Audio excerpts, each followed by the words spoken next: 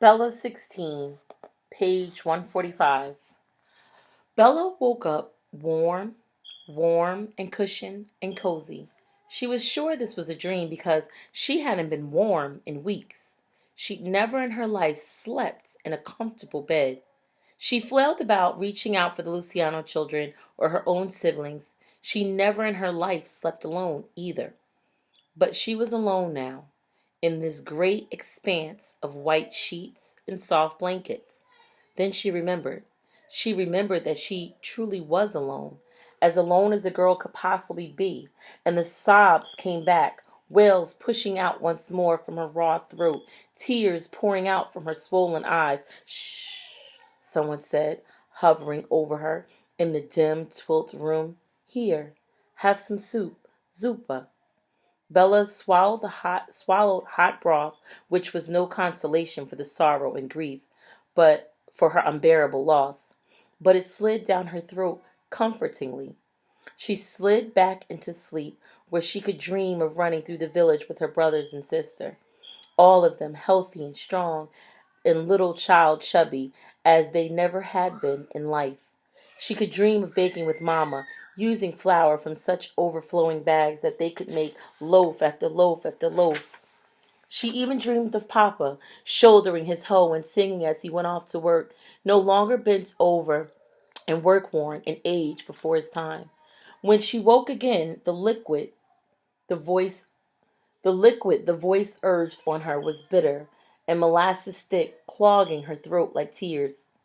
Medicine, the voice said. Please, por favor, you need it. Bella swallowed it, just so the voice would leave her alone and she could fall back asleep. She wasn't sure how many days passed before she woke for good, but sunlight splashed in through high, arched windows, illuminating roses on the wall. No rose wallpaper. No rose wallpaper, she told herself, pleased that she could identify such a foreign American phenomenon. She must have heard one of the girls in the factory talking about wallpaper, describing the glories that were possible with paper and paste. The factory. She waited for the panic to hit her, the panic, the sorrow, the fear, as she followed the trail of thoughts that begun with sunshine and wallpaper roses.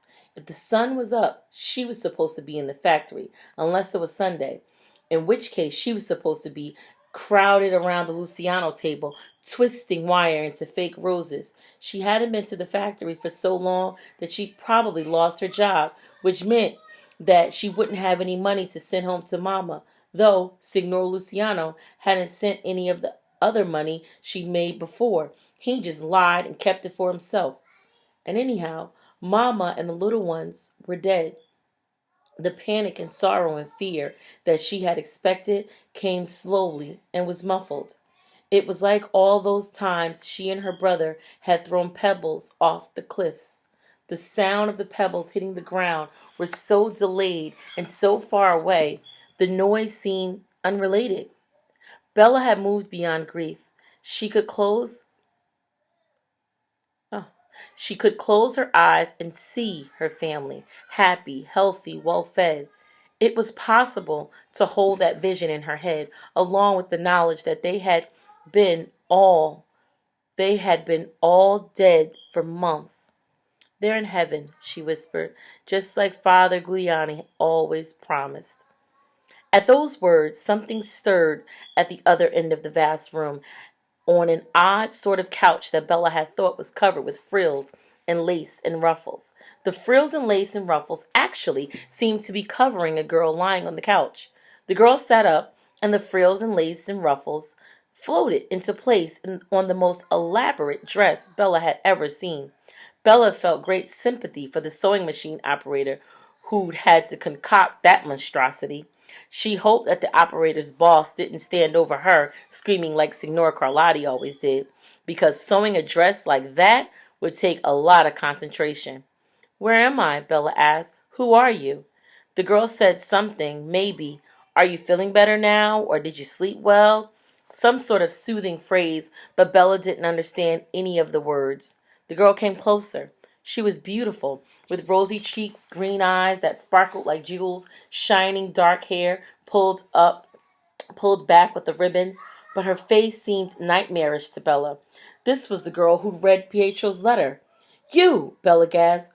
What did you do with my letter? Did Rocco take it back? Please, I know it was full of bad news. It was cursed, but it was about my family.